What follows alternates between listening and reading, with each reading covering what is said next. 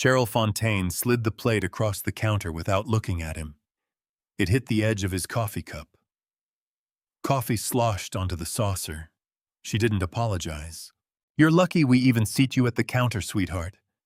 She smiled at the woman 2 stools down, white regular, already on her second refill. Then she looked back at him. Looked at his canvas jacket, his worn boots, his hands. "We get a lot of your kind wandering in off the street. Black folks, no reservation, no loyalty card, acting like they own the place." She laughed once, short.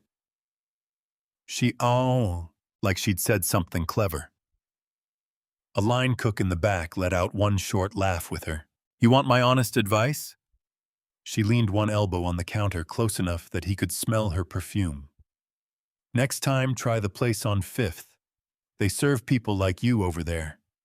No dress code, no standards." She smiled wider. "You'd fit right in." She turned away.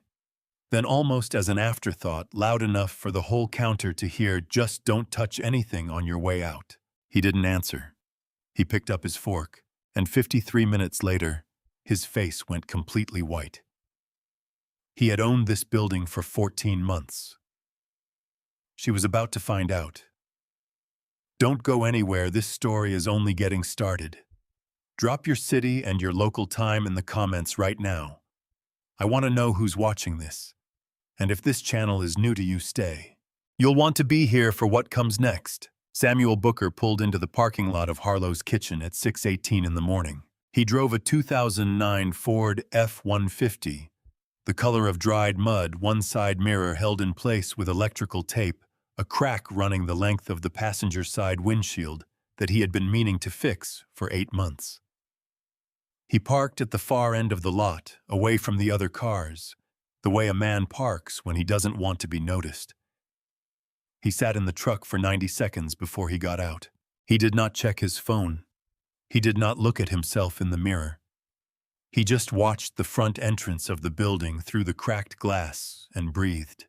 Then he got out. He was 58 years old, 6 feet even, carrying the kind of weight a man carries after decades of early mornings and late nights. Not fat, just settled solid like something that had been through weather and held. Canvas jacket, dark green soft at the elbows. Jeans worn pale at the knees. Steel toe boots that had seen real work. A ball cap pulled low over close-cut gray hair. He could have been a contractor stopping in before a job site. He could have been a retired school teacher on his way to fish the Catawba. He was neither. He was Samuel Booker, and he had owned the company that owned this building for 14 months. Nobody inside was going to know that for another 2 hours. He walked in alone. No assistant trailing behind him. No laptop bag. No phone in his hand. The bell above the door rang once and the smell hit him, biscuits coming out of the oven. Golden tops dusted heavy with flour, the smell of his grandmother's kitchen in Charlotte in 1969. And underneath that smell, faint, almost buried under black pepper and butter and cinnamon, something else, something sour. Something that didn't belong in a breakfast kitchen at 6 in the morning. He filed that away and took booth 6. Booth 6 had a clear sight line to the kitchen pass-through. He could see every plate that came out, every hand that touched them, every rack behind the front line. He sat with his back to the wall, the way a man sits when he has learned over a lifetime that it is better to see the room than to be seen by it. He ordered only coffee, black. The shift manager was a white woman in her early 40s named Cheryl Fontaine. She came to the booth with the automatic smile she gave new customers, the one that didn't reach her eyes, and took the order without writing it down. "Just coffee," he told her. She glanced at the booth, glanced at him. Something moved behind her eyes, not recognition, not suspicion exactly, more like calibration. She went back behind the counter. 12 minutes later, she glanced at booth 6. 9 minutes after that, she glanced again. At the counter, a white man in his 60s, regular third stool from the left, same spot every Wednesday, had been refilled 3 times without asking. His cup never touched empty. Nobody glanced at him at all. Samuel filed that too. At the prep station behind the kitchen passed through, a black woman in her early 50s named Gloria May Tanner was breaking down a case of breakfast sausage. She had worked in this building for 13 years. She had also, for the last 5 months, been quietly photographing the inside of the back storage cooler with her cell phone. 6 photographs, dated April through September. She kept the phone in her apron pocket and a small brass key on a blue ribbon in her shoe. Gloria May looked up once and saw the man in booth 6. He was watching the kitchen pass through. Not the menu, not the door. The pass-through. She set down the sausage and turned to the young man beside her. "Devin," she said low. "Booth 6. Watch him. He ain't here for breakfast." Devin Hicks was 20 years old, biracial quiet, in the way young men are quiet when they are carrying something heavy. He glanced across the dining room, shrugged once, and went back to his work. Devin had been carrying 7 weeks of voice recordings in his phone every morning. Huddle Dale Whitmore's voice on every one of them, and he had not sent them to anyone. Rent was due Friday. His mother's car insurance was 2 months behind. Being brave was a luxury he had not yet been able to afford. He glanced at booth 6 one more time. Then he went back to the line. The dining room filled slowly. By 6:45, 12 of the 20 tables were occupied. Mostly regulars. A table of highway workers near the window. 2 nurses coming off a night shift at Atrium Health, still in scrubs, splitting a plate of biscuits and gravy. An older white couple in booth 4, the kind of couple that had been eating Saturday breakfast together for 40 years and had long ago run out of things to say before 8 in the morning. On the back wall of the kitchen, a thermometer mounted above the storage cooler read 41 degrees. Someone had pushed the slider up with a strip of tape. A second thermometer inside the cooler mounted in the back, where no one thought to look, read something different. A wall calendar above the time clock had a red X drawn through every Monday since May. A brass padlock on the storage door caught the low fluorescent light and held it. A new hire, a girl, maybe 19, first week on the floor, was getting the orientation tour from an older server. They stopped near the back hallway. "That door right there is dry storage," the older server said cheerfully, the way people say things they have been told to say. "Don't go in there. Don't ask about it. That's a Mr. Whitmore rule." The new hire said, "Who's Mr. Whitmore?" The older server said, "Mr. Whitmore is the man who decides if you keep your schedule." In booth 6, Samuel Booker held his coffee with both hands and did not turn his head. But he heard. He heard all of it. He looked at the padlock on the storage door. He looked at the taped thermometer. He looked at the red X's on the calendar. Then he looked at the kitchen pass-through where a fresh sheet tray of biscuits had just been slid onto the cooling rack, flour rising off the tops in a fine white drift. He picked up his coffee. He did not drink it. At 7:10, the bell above the front door rang. A young black woman walked in with a toddler on her hip. The little girl was small for her age, soft braids, pink sneakers. She had her face pressed into her mother's collar, like she was trying to disappear into it. The mother's name was Tanya Morrison. She was 31 years old, and she had a hospital receipt folded in her purse, and her hands were steady in the way hands are steady when a person has been practicing being steady for days. Samuel watched her walk past his booth. He did not move, but he set his coffee down. Tanya Morrison walked to the front counter with Imani on her hip and a receipt folded once in her left hand. She did not storm in. She did not raise her voice before she had a reason to.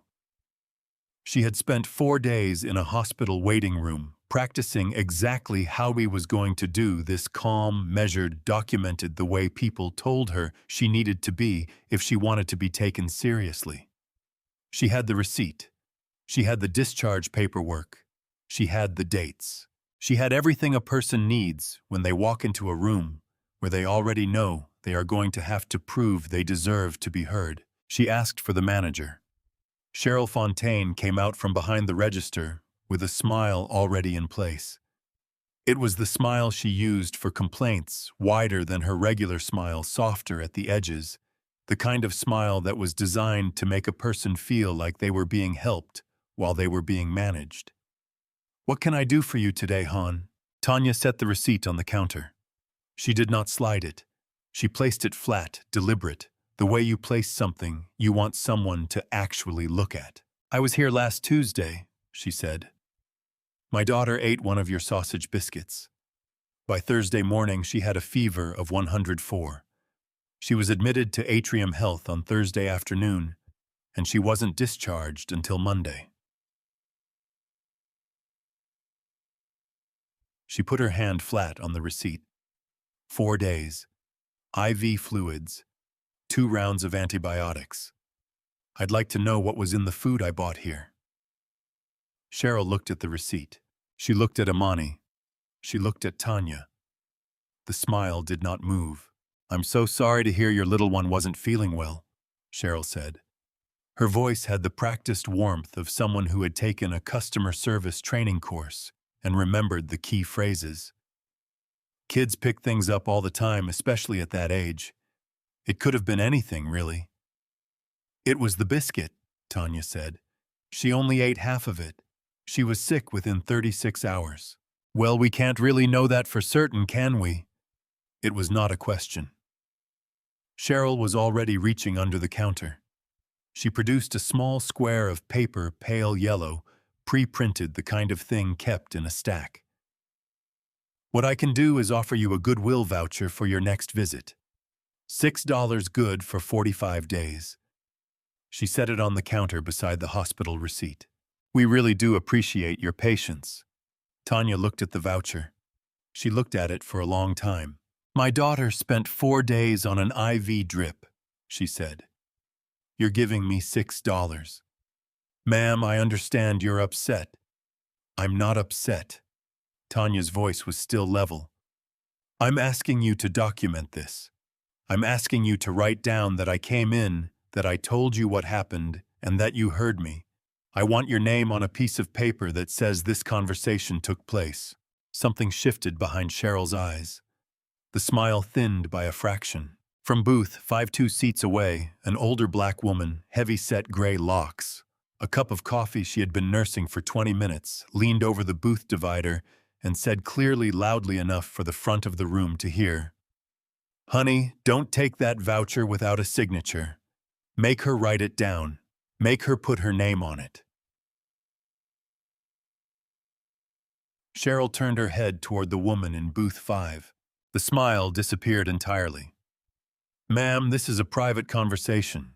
It's a public dining room," the woman said, and went back to her coffee.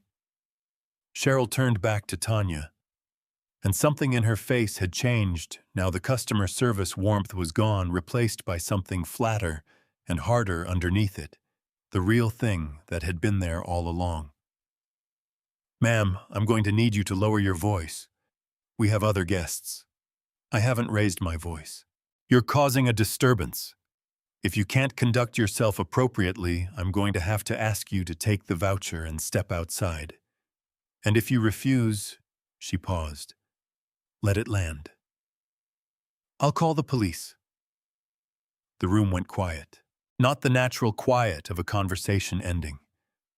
The specific quiet of a southern dining room when a white woman says the police to a black mother holding a child.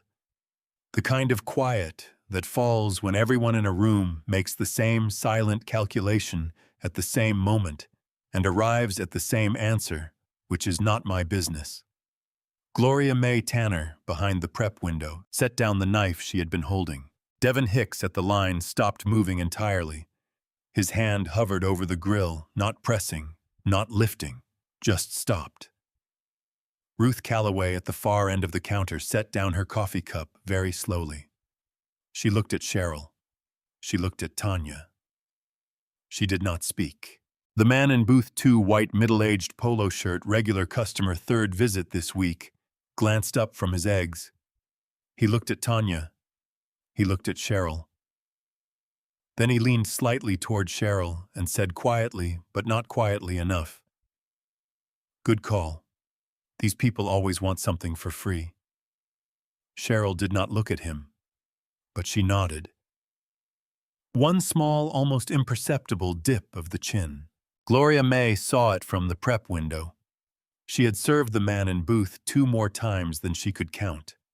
She knew his usual order: scrambled, not fried wheat toast, no butter, extra napkins. She had learned his coffee preference without being told.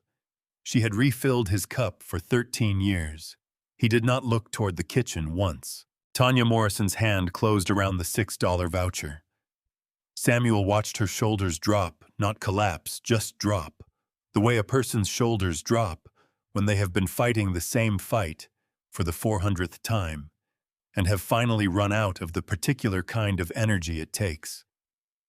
She picked up Imani, shifted the little girl higher on her hip, and turned toward the front door. She walked past every customer who had decided their eggs were more important. She walked past booth 6. Samuel Booker said nothing. He nodded at her once, slow, deliberate. One small recognition. 2 people the room had decided didn't matter. Tanya nodded back. Then she walked out. The bell above the door rang once. The front of the dining room went back to chewing. Samuel picked up his coffee. His hand was steady, but it did not bring the cup to his mouth. It hovered there for a moment. Then he set it back down. Gloria May passed through the dining room with the coffee pot, moving between tables without stopping. She passed close enough to booth 6 to speak without looking at him, her voice low almost to herself. Last month, a white businessman complained his grits were cold. Mr. Whitmore called him personally, comped his whole week. She kept walking. She did not look back. Samuel sat in booth 6 and listened to the bell on the front door not ring again. He had 3 printed copies of 3 deleted customer complaints in the glove box of his truck. All 3 from black women. All 3 filed through the company portal in the last 4 months. All 3 removed from the record within 48 hours of submission. He stood up. He picked up his coffee and walked from booth 6 to the front counter. It was a deliberate move. The booth had given him a view of the kitchen, but the counter would give him the manager. The counter would put his face in front of the room.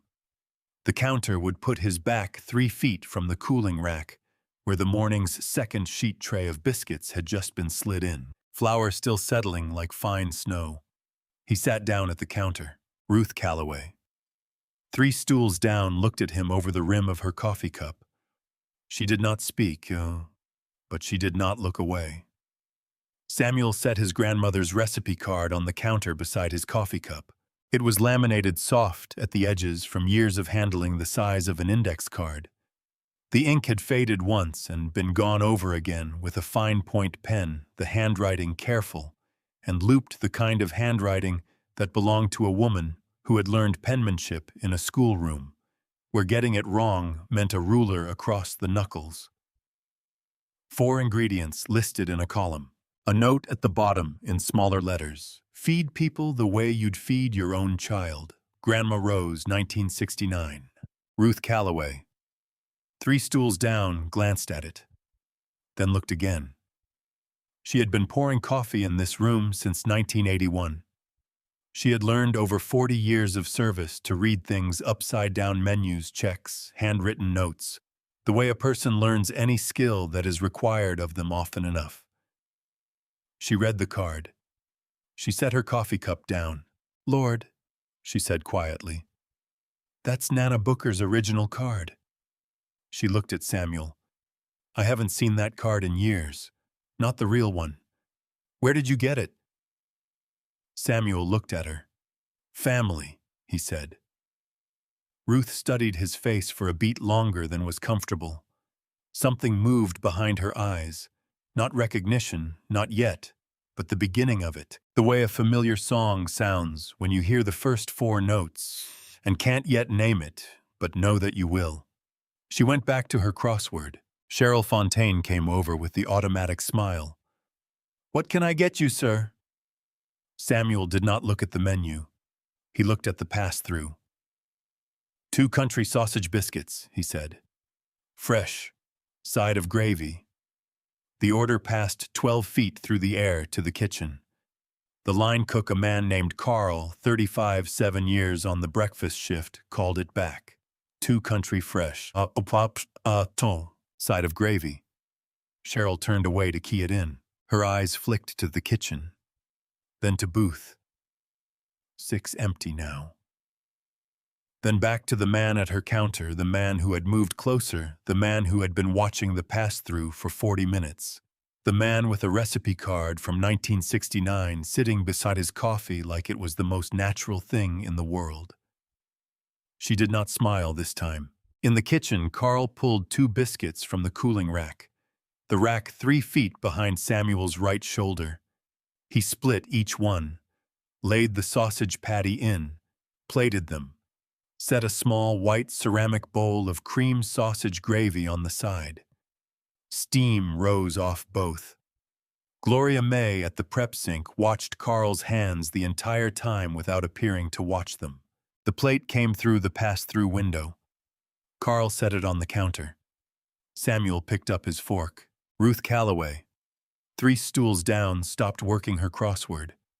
Now, before the fork reached the biscuit, Samuel slipped his free hand into his jacket pocket and laid his fingers across the laminated card. He did not look at it. He just held it there the way a man holds something that keeps him level. Grandma Rose. 1969. Feed people the way you'd feed your own child. He cut the corner of the top biscuit. Steam rose. He brought the fork to his mouth. He chewed once. Wrong texture, immediately. The sausage was dry in the wrong way, the heat wrong under the spice, something slightly sharp in the aftertaste that didn't belong in a breakfast meat. And then between his back molars, something hard.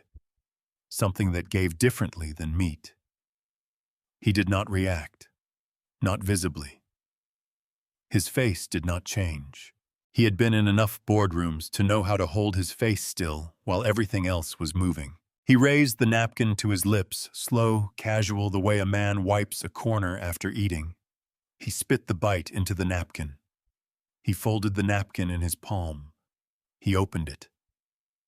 On the white paper napkin, catching the low fluorescent light of the counter, a single pale larva. Small, curling on itself. Alive. His body reacted before his mind did. Not a flinch. Something deeper, lower, the kind of involuntary response that bypasses conscious thought entirely. A short, hard jolt. The jolt of a nervous system making a decision faster than the person it belongs to. His elbow swept the counter. The white ceramic gravy bowl tipped and emptied cream sausage gravy across the plate, the napkin the front of his canvas jacket, in a wide, pale arc. The plate itself tilted upward from the impact, and as Samuel half rose from the stool in reflex, his right shoulder caught the edge of the cooling rack 3 feet behind him. The rack Carl had slid the morning's second tray onto 12 minutes ago. A full sheet tray, 24 biscuits, dusted heavy with the same flour Grandma Rose had used in 1969. The tray jumped. A cloud of flour rose into the air, not a small drift, not the light dusting that rose off a single biscuit, but the kind of cloud that rises off 24 biscuits at once, dense and white and hanging. It met the gravy spray mid-air. It hung for one impossible second, the way things hang in the moment before they become permanent. Then it settled. White. Slow. Across his hands, his sleeves, his chest, his collar, his hair, and his face, hairline to jaw. Both sides. Even his eyelashes. 3 seconds of silence. Then a man in booth 3 said it low, almost reverent, the words dropping into the stillness like a stone into still water. Lord. His face just went completely white. The phrase carried across the dining room. 2 phones came up. A teenager 3 stools down typed it into her notes app without thinking. Ruth Calloway would repeat it to a reporter 4 days later. The reporter would print it. By Friday, 2 local stations and 1 national wire would carry that sentence under a photograph of a black man at a diner counter, flour from hairline to jaw, holding a folded napkin. But that was Friday. This was Wednesday morning. Samuel did not move for 3 full seconds.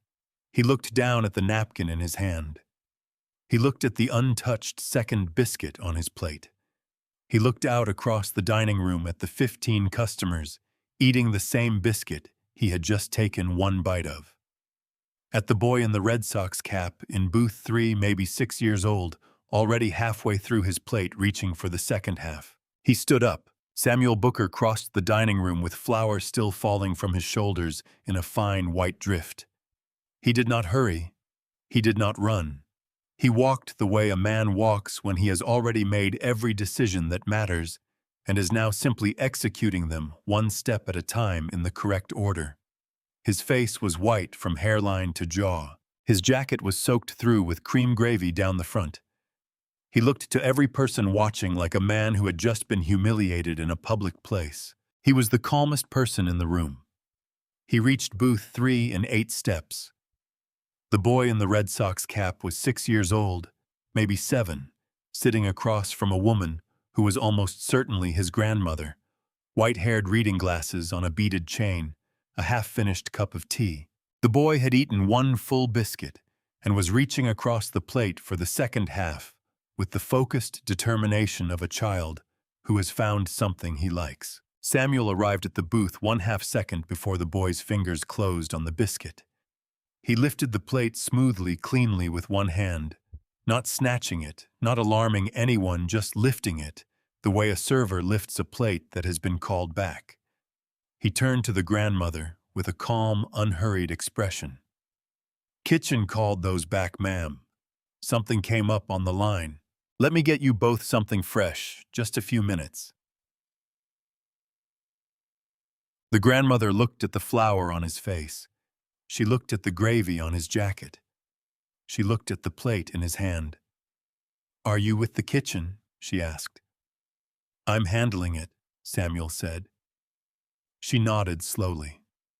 The boy looked up at the man with the white face and said nothing. The way children go quiet when they sense the adults around them are operating on a frequency they can't yet hear. Samuel carried the plate back to the counter. He set it down beside the napkin with the larva on it. He set his fork beside the napkin. He turned his head and looked at Cheryl Fontaine directly for the first time since he had sat down.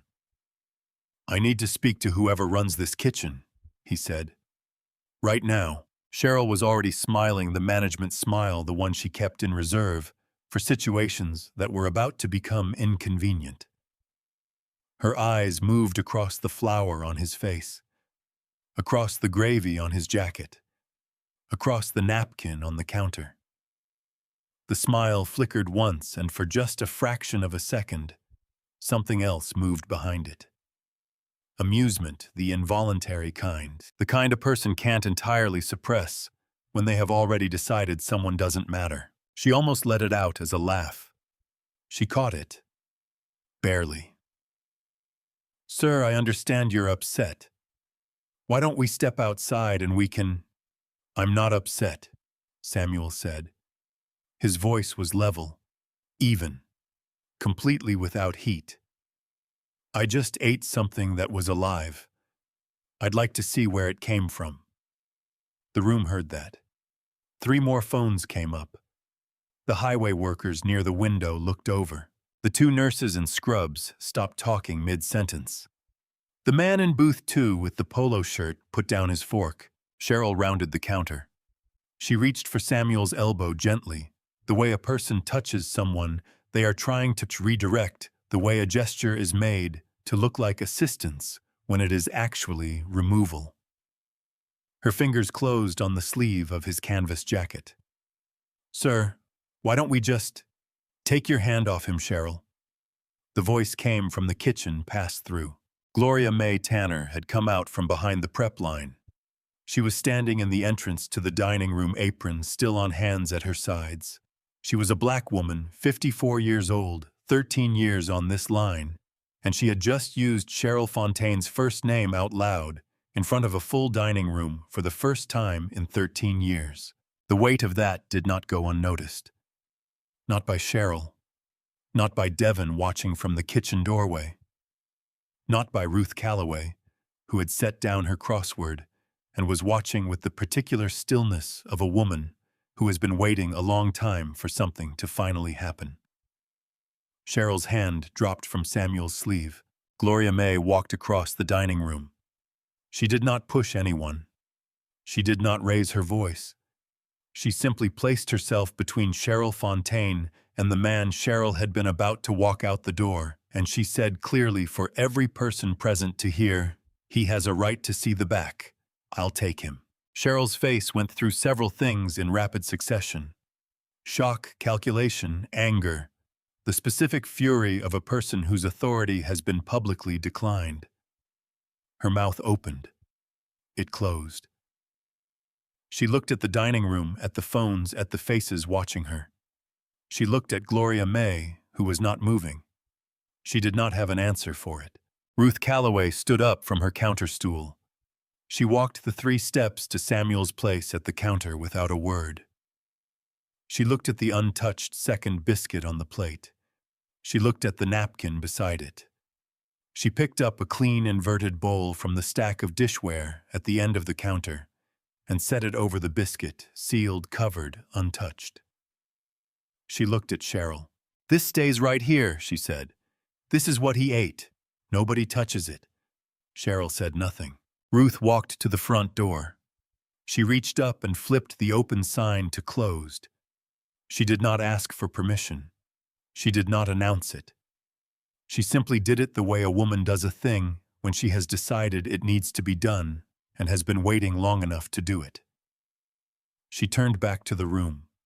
22 customers, 11 employees, every one of them watching. Nobody objected. Gloria May put her hand briefly on Samuel's arm, not guiding, just present, and walked him toward the kitchen.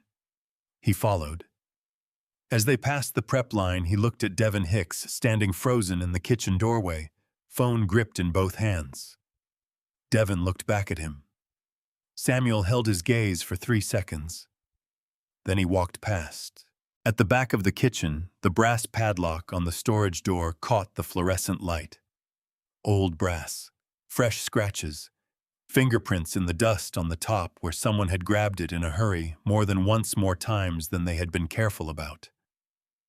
Gloria May did not stop walking. She walked him past the prep station, past the cooler, past the time clock with its red X calendar, and into the back hallway where the security cameras did not reach. She stopped. She turned around. She looked at the flour still in his hair, the gravy on his cuff, the napkin folded in his hand. "You're not just a customer," she said. The back hallway of Harlow's kitchen smelled like industrial cleaner and something underneath it that the cleaner was not strong enough to cover. Samuel stood in the narrow corridor between the prep room and the storage lockers. The fluorescent light above them buzzed once every 11 seconds, he counted.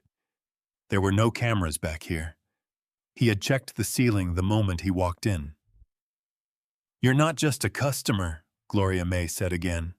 "No, ma'am." She looked at him steadily.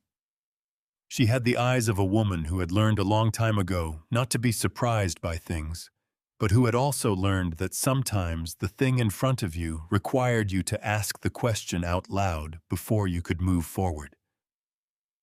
"Then who are you?" Samuel Booker took his ball cap off. He held it in both hands, the brim between his fingers, and he looked at Gloria May Tanner, the way a person looks at someone they owe a particular kind of honesty to. "My name is Samuel Booker," he said. "I own this company." 3 full seconds. Gloria May's face did not change. Her hands did not move. She did not reach for the wall. She absorbed it the way a woman absorbs something she has been half expecting and half dreading in equal measure for a very long time, not with surprise but with a careful, deliberate stillness, the kind that comes from having spent years learning to hold yourself together in rooms where falling apart was not an option. Then she reached into her apron pocket. She pulled out her phone. She turned the screen toward him. 6 photographs. Dated. April 14th through September 9th.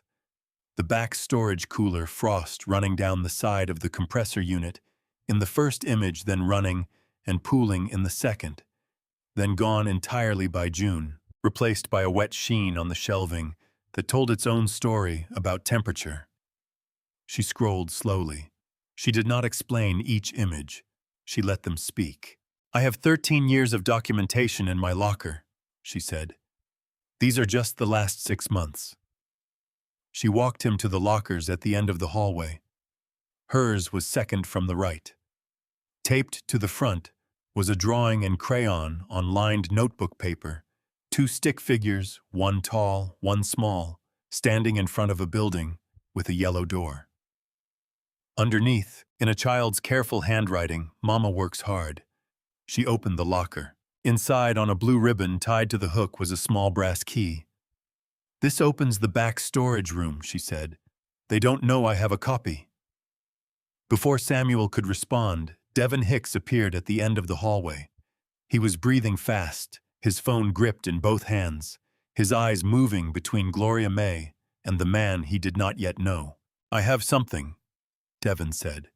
His voice was unsteady. I have recordings, morning huddles, 7 weeks of them." He held the phone out, then pulled it back, then held it out again, the motion of someone who has been rehearsing a decision for weeks and is now executing it before they can talk themselves out of it. "I was scared to send them anywhere. Rent was due. I didn't know who to trust." He looked at Samuel. "Who are you?" "His name is Samuel Booker," Gloria May said. "He owns the company." Devin went very still. Then he pressed play. Dale Whitmore's voice filled the back hallway, thin through the phone speaker, but completely recognizable, the regional director's particular brand of casual authority. The voice of a man giving instructions he had given so many times. They had stopped meaning anything to him. "All right, listen up. Cooler's been running warm again overnight. Meat's gonna smell a little off today. Y'all know what to do, double the spice on everything coming out of the back. Don't talk about it on the floor, don't talk about it with customers. Just handle it." Devin tapped the folder. 31 files, he said. 7 weeks. Every single morning huddle. Samuel took the phone in both hands. He held it the way a man holds something that has weight beyond its physical size. "I won't lose it," he said. "I promise you that." Devin nodded once. His jaw was tight. He had been carrying this for 7 weeks alone in a kitchen where he had to listen to the same voice every morning, tell him to cover up the same smell, and he had said nothing because the rent was due and his mother's car insurance was 2 months behind, and being brave was something he had not yet been able to afford. He was 20 years old. Samuel looked at him for a moment. Then he looked at Gloria May. "What else?" Gloria May reached into her apron pocket again. She produced a folded piece of paper, printed, not handwritten, the paper slightly soft from being carried. She held it out. 3 weeks ago, she said, Cheryl called me into the back office, told me there was a way to make this whole situation easier for everybody. Said Mr. Whitmore wanted to offer me some help, $300 cash for what she called goodwill and discretion around the storage situation. She paused. "I was supposed to sign this in exchange." Samuel unfolded the paper. It was a non-disclosure agreement. No corporate letterhead. No legal firm named. Printed on standard copy paper, he could tell from the font that it had been produced on the same printer that generated the weekly schedule, the same one he had approved the lease for in the back office. The language was vague in the places it needed to be specific, and specific in the one place that mattered. Gloria May Tanner agreed not to discuss, document, or disclose any concerns regarding food storage, refrigeration, or kitchen operations at the Charlotte South End location to any party internal or external to Harlow's Kitchen Group. $300. No letterhead. Printed on the back office printer. He had not signed a document this insulting since his first job at 22. He folded it and put it in his jacket pocket. "You didn't sign it," he said. "No," Gloria May said. "I did not." Then Samuel looked at the brass padlock on the storage room door. He looked at it for a long moment. He looked at the scratches in the brass, the fingerprints in the dust, the wear on the shackle from someone opening it in a hurry, more times than they had been careful about. He held out his hand. Gloria May reached into her shoe. She untied the blue ribbon. She placed the small brass key in his palm. The padlock came off in Samuel's hand at 8:07 in the morning. The key turned smoothly, too smoothly, the easy rotation of a lock that had been opened often. The storage room door swung inward, and the smell pushed out into the hallway all at once, the way a thing that has been contained too long pushes out when the door finally opens. Sweet rot underneath. Cumin and pepper on top, heavy, the kind of heavy that is not seasoning, but concealment. Something colder and worse beneath both of them. Samuel turned his head once, breathed through his sleeve, and began photographing before he stepped inside. 850 pounds of meat. Frost on some boxes, slick on others. A wall thermometer reading 54 degrees dial pushed up with a strip of tape, the tape brown at the edges from months of being there. A second thermometer mounted in the back corner, untampered, reading 61 degrees.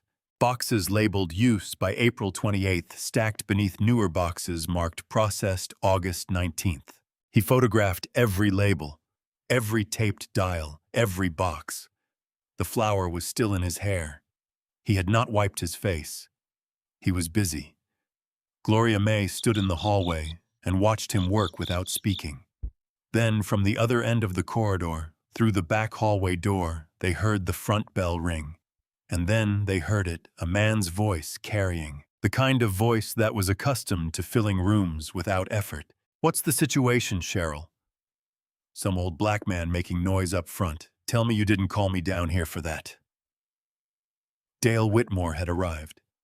Samuel Booker stepped out of the storage room and handed the padlock to Gloria May. She took it without a word. He wiped his hands on the clean side of his jacket. He looked at Devon, still standing at the end of the hallway with his phone. He looked at Marcus, the 22-year-old dishwasher, who had been standing quietly at the corner for the last 4 minutes, with his own phone open, the text chain with the off-books refrigeration technician already pulled up on the screen. "Stay here," Samuel said to all three of them. "Don't go back to the floor yet." He walked back through the kitchen, past the prep station, past the grill, past the cooling rack, with its empty sheet tray, and out through the swing door into the dining room. The room noticed him before he said a word. The flour was still in his hair, still tracing the lines of his face from hairline to jaw. The gravy had dried in a wide, pale arc across the front of his canvas jacket. He looked still like a man who had been humiliated in a public place. He walked to the counter. He reached into his jacket pocket, and one by one, without hurrying, he set things down on the counter in a line. First, the highlighted compressor work order approved by Dale Whitmore on April 22nd, marked Monitor Defer Service. Second, Gloria May's phone photographs open April 14th through September 9th. 6 images of a refrigeration unit in progressive failure. Third, Devon's phone voice memo application, open 31 files, 7 weeks, the first one already queued. Fourth, the non-disclosure agreement, no letterhead, $300 printed on the back office printer. Fifth, the folded napkin with the larva inside placed flat on the counter edges open. so the contents were visible. Sixth, the untouched second biscuit still under Ruth's inverted bowl exactly where she had left it. Seventh, Tanya Morrison's $6 voucher, creased from being folded in a purse, set at the end of the line, like a period at the end of a sentence. He took one step back from the counter. He put his hands in his pockets. Dale Whitmore was standing near the register, with his hand still on Cheryl Fontaine's shoulder, the way a man stands when he has arrived, to manage a situation he already considers resolved. He was in his late 50s, white-pressed shirt, khaki slacks, the build of a man who had played college football 30 years ago and had been coasting on the residual confidence ever since. He had driven 40 minutes from his home in Ballantyne. He had not had breakfast. He was not in a patient mood. He saw the man at the counter. He took in the flour, the gravy, the items laid out in a line. He produced the smile, the large, easy smile he used for difficult customers, the one that said, "I am a reasonable man, and you are about to become my problem." "Sir, I'm sorry, I don't think we've met. I'm Dale Whitmore, Regional Director for this area." "Can I ask what the issue is this morning?" Samuel looked at him. "We've met 4 times, he said. "The first time was at the Regional Summit in Atlanta in March of last year. You shook my hand for 11 seconds because someone had told you beforehand that you should make an impression. The second time was the Charlotte Operator Conference in November. You were late. The third time was a board call in February. You muted yourself for 40 minutes and then asked a question that had already been answered. The fourth time was 3 weeks ago in this parking lot. You were on your phone. You looked through me like I was a parking meter." Dale Whitmore's smile held, but something behind it had gone slightly wrong, the way a note goes wrong in music, not obviously, not enough to name immediately, but present. "Sir, I'm not sure I signed your bonus letter last quarter," Samuel said. $114,000. I signed it personally. My name is at the bottom of the check you deposited in October." He paused. "You shook my hand at that summit and looked me in the eye and called me sir. Then you called me an old black man just now when you walked through that door." The smile fell off Dale Whitmore's face, not faded, not retreated, fell the way something falls when the thing holding it up is suddenly gone. The color followed, draining from his temples downward in visible stages, the pink leaving his face like water leaving a glass. And in 3 seconds, Dale Whitmore was standing at the front counter of the Charlotte South End Harlow's Kitchen, with his mouth open and no color left in him, from his hairline to his collar. Ruth Calloway at the door let out one short sound, not quite a laugh, more like the involuntary exhale of a person who has just witnessed something they will be describing for the rest of their life. She said it quietly, almost to herself, but the dining room was so silent that every person present heard it clearly. Lord, now his face is going completely white. 2 more phones came up. The image the morning had been building toward for 90 minutes, 2 faces, one black, one white, both drained by the same kitchen on the same Wednesday morning, for entirely different reasons. Samuel turned to the dining room. 23 customers, 12 employees. Every phone that was going to come up had come up. "My name is Samuel Booker," he said. His voice was not loud. It did not need to be. "I am the Chief Executive Officer of Harlow's Kitchen Group. I have been sitting in this dining room since 6:18 this morning. I came here because 3 customer complaints filed through our company portal in the last 4 months were deleted before they could be reviewed. All 3 complaints came from black women. All 3 were removed within 48 hours of submission. I came here because nobody who flags a problem in this company should be erased from the record of having flagged it." He picked up the second biscuit from under Ruth's inverted bowl. He held it at counter height. He split it open with both hands, clean through the center. 2 pale larvae moved inside it. The sound the dining room made was not a gasp. It was something more fundamental.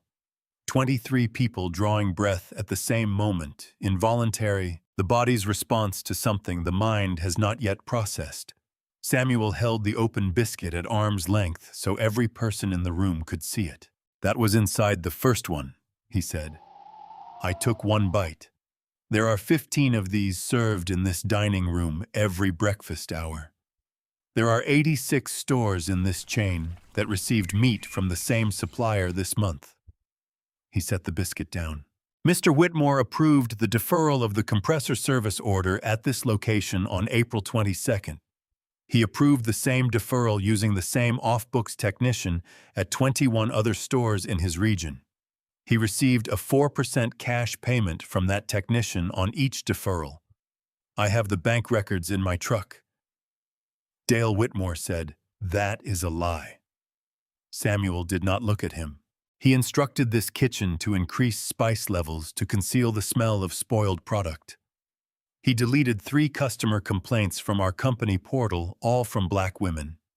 He reduced Gloria May Tanner's hours from 40 to 22 after she filed her first internal email in April.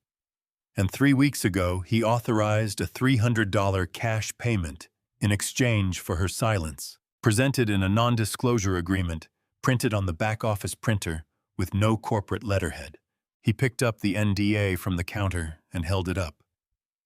$300, he said, for 13 years of service, for 6 months of documented evidence, for a brass key she kept in her shoe because she didn't trust the locks. The dining room did not breathe. Dale Whitmore opened his mouth, closed it. His attorney's number was in his phone. His phone was in his pocket. Oh, his hand was not moving toward it. Samuel's thumb was already over the call button on his own phone. Samuel made the first call standing at the front counter of his own restaurant, with flour still in his hair and gravy dried on his jacket, and 23 customers watching him in complete silence. He did not step outside. He did not lower his voice. He made the call in the middle of the dining room because he wanted every person present to hear exactly what accountability sounded like when it was not performed for an audience but executed for a record. "This is Booker," he said. "Hold all 142 locations. Right now. Controlled close coordinated release. I want every store in this chain in a managed hold by 9:15. The compliance teams in the vans on Caldwell Street are already a go. Tell them to move." He hung up. He dialed again immediately. "Get me Patricia Walsh." A pause. "Patricia. Subpoena every compressor work order, every refrigeration service ticket, every voided customer complaint in the system. Last 6 months. All 142 stores. You start with Charlotte South End and you work outward. Every inspection sticker gets cross-referenced against the inspector's own digital log within 24 hours. If a signature doesn't match, it goes to the state AG's office automatically." Another pause. "Yes, today." He hung up. The dining room had not moved. The highway workers near the window had put down their forks. The 2 nurses in scrubs were sitting very straight. The grandmother in booth 3 had her hand on her grandson's arm. The boy in the Red Sox cap, the boy whose second biscuit Samuel had lifted from the table 14 minutes ago, and she was holding him the way a person holds something they came very close to losing. Dale Whitmore had not spoken since Samuel had held up the non-disclosure agreement. He was standing near the register with his arms at his sides, and his color still wrong, the pink not yet returned to his face, his mouth slightly open in the way of a man who has prepared for many possible versions of this morning and has arrived at the one he did not prepare for. Cheryl Fontaine was standing 3 feet to his left. She was looking at the $6 voucher on the counter. She had printed 47 of those vouchers in the last 4 months. She knew the number exactly. She had not thought about the number until this moment. Then Samuel's phone rang. He looked at the screen. He answered it and put it on speaker without hesitation, holding the phone at counter height so the room could hear both sides. "Sam?" The voice was male, measured the voice of a man accustomed to conference calls and quarterly reviews. "This is Calvin Reese. I've just been informed you've initiated a chain-wide hold without board authorization. I need you to walk that back immediately. We are 11 days from closing the Coleman Vance acquisition. You cannot torch a $200 million sale over a customer complaint." "I'm not torching it over a customer complaint," Samuel said. "I'm terminating it over 850 pounds of rotting meat, a falsified inspection record, a non-disclosure agreement printed on a back-office printer, and 21 stores running the same off-books refrigeration arrangement that put children in the hospital this summer." A pause on the line. "Sam, you cannot run this company on feeling. I'm running it on evidence. The Coleman Vance sale is dead as of this morning. My outside counsel is sending the termination notice to their fund before noon. If you want to call a no-confidence vote, call it. Every employee in this company will read the reason in the morning." He looked at the dining room. "Every customer in this room already knows it." He ended the call. Marcus, the dishwasher, standing in the kitchen doorway, where he had been for the last 10 minutes, said quietly into the silence, "Damn." Nobody laughed, but 3 people exhaled. Samuel looked at Ruth Calloway. Ruth had moved back to her counter stool after flipping the sign. She was sitting very straight, both hands around her coffee cup, watching him with the expression of a woman who has waited 40 years for something and is now watching it happen and is being careful not to blink. He nodded at her once. She nodded back. His phone buzzed. A text from his assistant. "She's here." 12 minutes earlier from the back hallway, Samuel had sent one message: Tanya Morrison. The number on the complaint. Ask her to come back. Don't tell her why. The front door opened. The bell rang once. Tanya Morrison walked in with Imani on her hip. The little girl had her face in her mother's collar again, pink sneakers, soft braids the same way she had carried her 40 minutes ago, when she walked out with a $6 voucher and a room full of people who had chosen not to see her. Tanya stopped just inside the door. She looked at the room, at the phones, at the people standing still, at the man at the counter, with flour in his hair and gravy on his jacket. She did not know what she had walked into. Her face was careful, the practiced carefulness of a woman who has learned that rooms can change on you fast. Samuel walked to her. He reached into his jacket pocket. He produced the $6 voucher, the one from the counter, and held it out to her inside an envelope. A plain white envelope sealed. "This is yours," he said. "I'm sorry it was ever handed to you in the first place." Tanya took the envelope. She looked at it. She opened it. Inside the voucher, a handwritten note on Harlow's kitchen letterhead, 3 sentences, his signature at the bottom, and a check. She looked at the check for a long moment. Her face did not collapse. It did something quieter and more complete than that.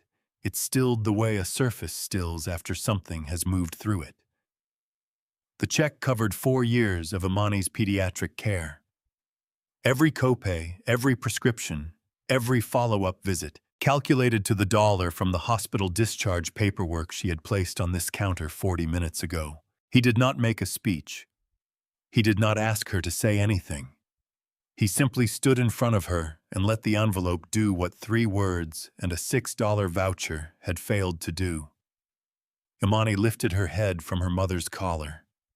She looked at the man in the flour-dusted canvas jacket. She reached for him, small hand open, the uncalculated reach of a child who has not yet learned to be careful about who she extends herself toward. Tanya did not stop her. Samuel let Imani's hand close on his jacket sleeve. He looked at the little girl for a moment. Then he looked at Tanya. Tanya Morrison turned to the dining room. Her voice was not loud. It did not need to be. "Thank you for listening," she said. Two off-duty Charlotte PD officers stood up from booth 10. They had been there since 6:55 in the morning. They had eaten their breakfast. They had heard every word of every conversation from the moment Samuel had moved from booth 6 to the counter. They had not identified themselves. They had not intervened. They had listened, and they had waited. And now they walked to where Dale Whitmore was standing, and they flanked him without ceremony. Whitmore looked at them. He looked at Samuel. "You think this ends here?" he said. His voice had recovered some of its register, the residual confidence of a man who had spent 30 years believing that consequence was something that happened to other people. "You think this stops with me?" Samuel looked at him. "It doesn't stop with you," he said. "It starts with you." The two officers walked Dale Whitmore toward the front door. He did not look back at the dining room. He did not look at Cheryl. He did not look at the counter where 7 items sat in a line like evidence, which is exactly what they were. Imani Morrison, still on her mother's hip, watched him go. She waved at the back of his pressed shirt. Nobody told her not to. Samuel Booker rinsed the flour from his face at the prep sink in the back kitchen. The water ran white for a moment, then clear. He dried his face with the clean towel Ruth Calloway handed him without comment. He looked at himself once in the small mirror mounted above the sink, the gravy still on his jacket, his grandmother's recipe card in his breast pocket, the compressor work order folded beside it. He looked at himself the way a man looks when he is checking that he is still himself and has not become something else in the course of a difficult morning. He was still himself. He walked back out into the dining room. 23 customers, 11 employees, every person still present, still seated, some because they had been asked to stay by the compliance team that had quietly entered through the side entrance 8 minutes ago, and some because they had decided on their own that this was not a morning to leave early. Samuel stood at the front of the room with his grandmother's 1969 recipe card in his right hand and the highlighted compressor work order in his left. "I'm going to read you what we are doing," he said. "I'm reading it in this dining room because I want the record of when it became real to be witnessed by the people it should have protected months ago." The room was completely silent. Number 1. The Sentinel Program. Every refrigeration unit across all 142 Harlow's Kitchen locations will report temperature data to a centralized monitoring system within 30 days. Any unit reading above 41 degrees triggers an automatic alert to the corporate operations team within 4 hours. Not 4 months. 4 hours. Service cannot be deferred by any regional director without written authorization from the Chief Operations Officer and a documented reason filed in the public compliance record. He looked at the taped thermometer dial visible through the kitchen pass-through window. He looked at it for exactly 2 seconds, then he looked back at the room. Number 2. The Direct Worker Channel. Every employee in this company receives a confidential reporting line that bypasses regional management entirely. Reports are reviewed within 72 hours by a 3-person ethics panel that does not report to operations, does not report to regional directors, and whose findings cannot be archived, redirected, or deleted at any level below the CEO's office. Devin Hicks, standing in the kitchen doorway, looked down at his phone. 7 weeks of recordings, 31 files. He had been carrying them alone for 49 days. He put the phone in his apron pocket and kept it there. Number 3. Complaint Lock. Customer complaints submitted through any channel in person, online, by phone cannot be deleted, archived, or marked resolved at the store or regional level. Period. Only a chief-level officer can close a complaint. Resolution notes are published publicly each quarter. The 3 complaints that were deleted from this location in the last 4 months will be restored to the record, today responded to individually, and included in the quarterly public report. The man in booth 2 polo shirt regular customer, the man who had nodded at Cheryl when she called the police on Tanya Morrison, was still sitting at his table. He had not left. He was looking at the surface of the table in front of him, with the expression of a man who has recently been made aware of what his silence cost. Samuel did not look at him. He continued. Number 4. Hour cut audit.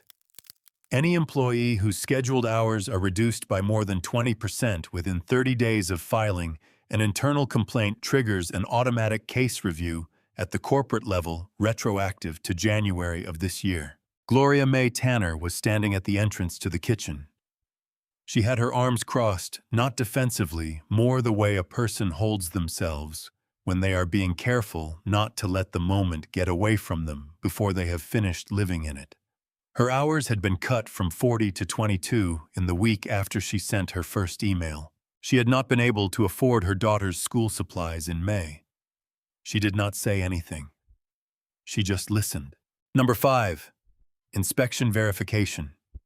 Every signed inspection sticker across the chain is cross-checked against the inspector's own digital log within 24 hours of issuance. A signature that does not match triggers an automatic referral to the State Attorney General's office. No exceptions, no deferrals, no off-books arrangements with contractors paid in cash envelopes. He paused.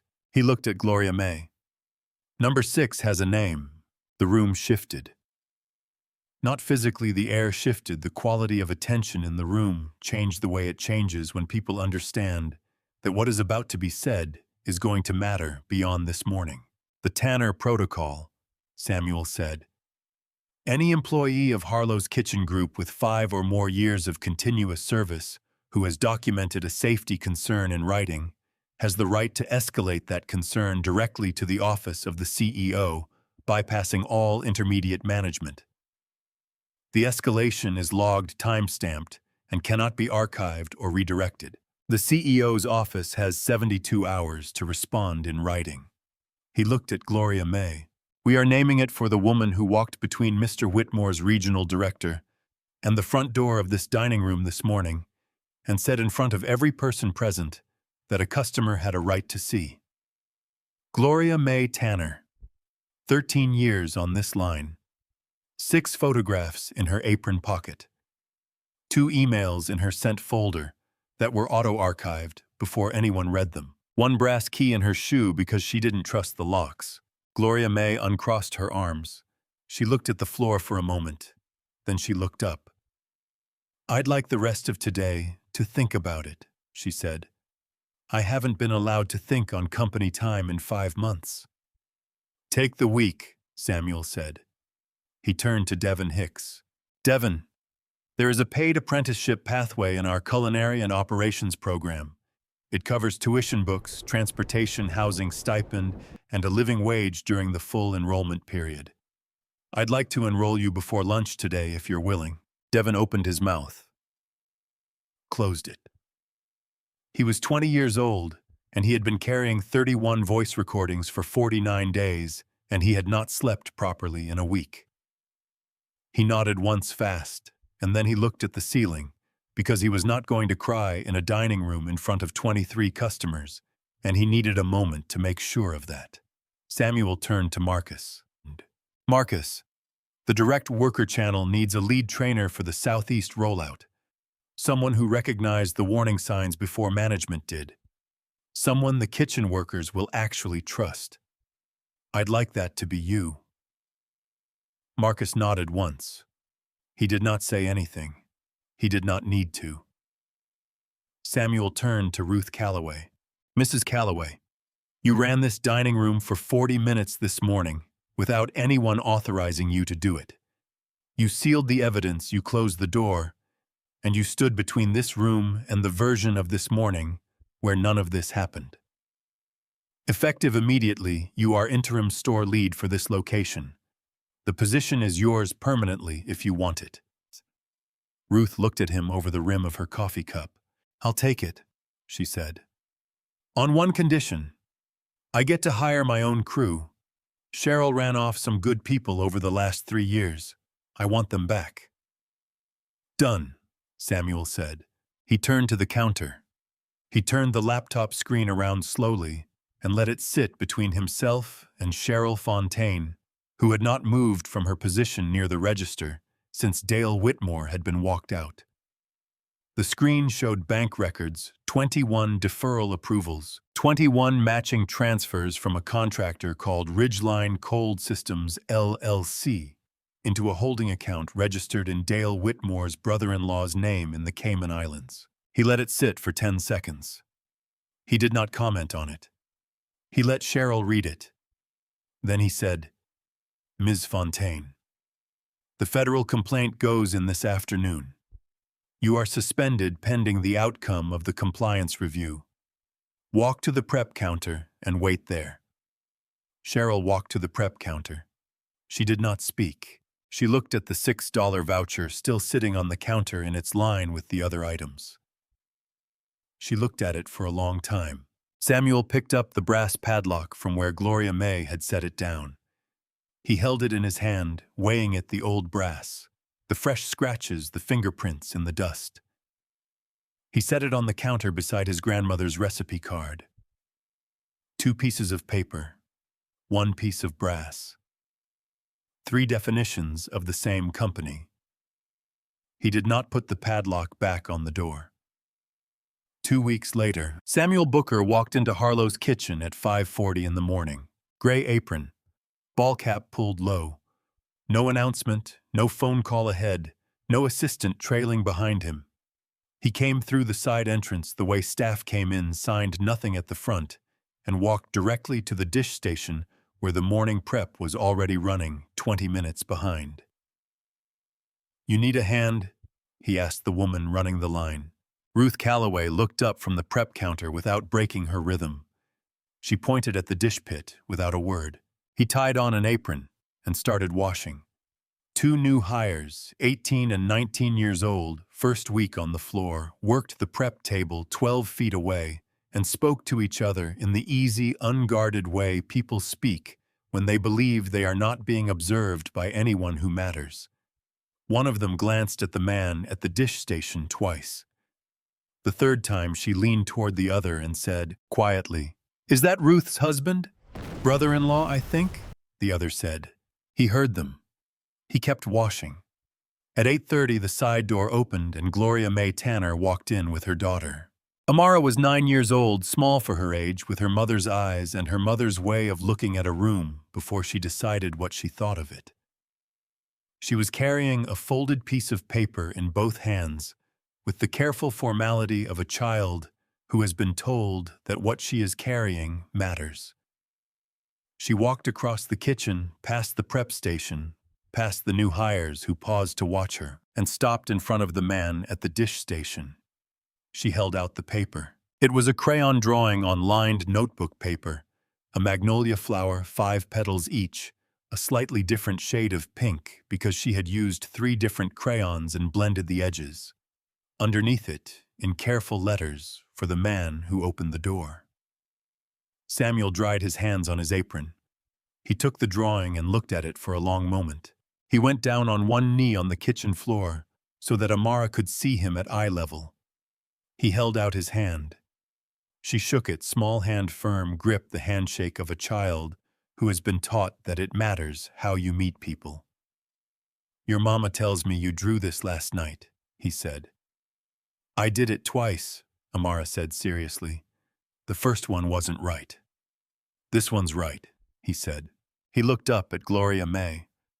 She was watching her daughter with the expression of a woman who has been through something long and difficult and has arrived not without cost at the other side of it. "Your mama fixed the kitchen," Samuel said to Amara. "I just opened a door she'd been holding for 5 months." Gloria May said nothing. She reached into her apron pocket and produced a second folded piece of paper. She set it on the prep counter without ceremony. It was a letter of acceptance, the Tanner Protocol's first official escalation filed the previous Thursday, resolved in writing by Samuel's office within 68 hours. The resolution included the restoration of her full 40-hour schedule, retroactive back pay, for 22 weeks at the reduced rate, and a formal written acknowledgement that her April email had been auto-archived without review. 22 weeks. She had not said anything about the back pay when Samuel had announced the reforms. She had gone home and looked at the number quietly alone, and she had sat with it for a while before she had been able to move forward. She had moved forward. 3 days later, Devlin Hicks sat down at the enrollment table for Harlow's Culinary and Operations Apprenticeship program with a pen in his hand and signed his name at the bottom of the first document. His mother drove him to the enrollment office. She waited in the parking lot. When he came back out, she was holding a coffee from a drive-thru 2 blocks away, still hot, and she handed it to him through the window without saying anything, because some things do not need words. Devon's first day of classes was a Tuesday. He was not late. Marcus began the direct worker channel training rollout in Gastonia the following week. 19 kitchen workers attended the first session in the back room of a Harlow's location on Garrison Boulevard. Every one of them had been told the session was optional. Every one of them came. Marcus had prepared 12 pages of notes and a printed outline. He used 4 pages. The rest of the time, people talked. One of them cried during the section on how to document a safety concern without losing your job. None of them were written up for attending. In the back hallway of the Charlotte South End location, Devon had hand-painted a small wooden plaque the previous Saturday afternoon, staying 2 hours after his shift to get the letters even. The brass padlock from the storage room was mounted on the plaque with a single bolt. Underneath it, painted in careful block letters, October 4th, we learned. Below that, on a separate line, this door stays open. The 1969 recipe card, Grandma Rose's card laminated soft at the edges, was framed and mounted in every Harlow's kitchen across all 142 locations by the end of the second week. Full text visible. The last line in larger letters than the rest. Feed people the way you'd feed your own child. Above every kitchen door, a reprinted sign in clean block type. All are welcome here. 1 year later, same diner, same morning, 6:18 a.m. The biscuits came out at 6 o'clock. The smell was clean butter and flour and pepper, nothing underneath, nothing hidden. The cooler hummed at 38 degrees on a dial that nobody had touched since the Sentinel program went live 11 months ago. 3 new hires laughed at something in the back.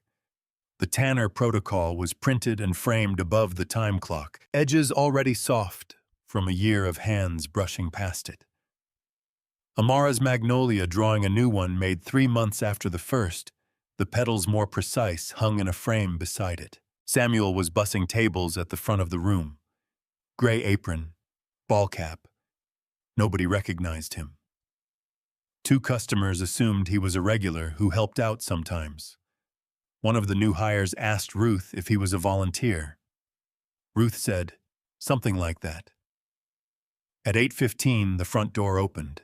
Tanya Morrison walked in with Imani on her hip. Imani was 4 now, heavier, her braids longer, pink sneakers on feet that had nearly grown out of them. She looked across the dining room and found the man in the apron bussing the table near the window. She pointed at him. "Mama," she said. "That's him." Tanya smiled. "I know, baby." Imani wiggled down from her mother's hip and walked across the dining room by herself, 4 years old, pink sneakers, completely certain, and stopped in front of Samuel Booker and held up both arms. He picked her up. She patted the side of his face twice with an open hand, the way small children make contact with people they have decided they trust. And then she looked at him very seriously and said, "Did you fix the kitchen again?" "The kitchen's been fixed," he said. "Your job is just to enjoy the biscuits." Ruth brought 2 plates herself. Set them on the table by the window. Fresh biscuits, golden brown flour dusted light on the top, side of gravy still steaming. Tanya sat down. She lifted Imani into the seat across from her. Imani looked at the biscuit. She looked at her mother. Her mother nodded. Imani took the first bite. She chewed once. She smiled. Near the front entrance, smaller than the menu board, easy to miss if you were not looking for it. A hand-painted sign in letters the size of a place card. If you see something wrong here, you can tell us.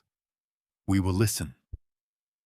Below it, a small card, the length of a place setting the kind a person reads while waiting for a table. If you have ever stood in a kitchen, a classroom, an office, or a stockroom and seen something wrong and stayed quiet because you could not afford to be brave, leave one word in the comments. Just one. The thing you saw. We will read every one. Gloria May waited 13 years to say hers. You don't have to wait that long. What stayed with me longest wasn't the larvae on the napkin. It wasn't even the moment his face went white. It was that $6 voucher, because that voucher told me exactly what a child's hospital stay was worth to the people running that kitchen. $6. 45 days. No signature required. Gloria May had the key in her shoe the whole time. She was never waiting to be rescued. She was waiting for someone with power to walk through the door and listen. Most of us know a Gloria May. Maybe in our building. Maybe in our family. Maybe we are someone quiet who sees everything, documents everything, says nothing because rent is due and nobody upstairs has ever once acted when somebody finally spoke. So before you go, leave one word in the comments. Just one. The thing you saw in the room where you couldn't afford to speak. We read every comment on this channel. Every single one. Because Gloria May waited 13 years. You don't have to. If this story meant something to you, subscribe not because we ask, but because the next story deserves to find you.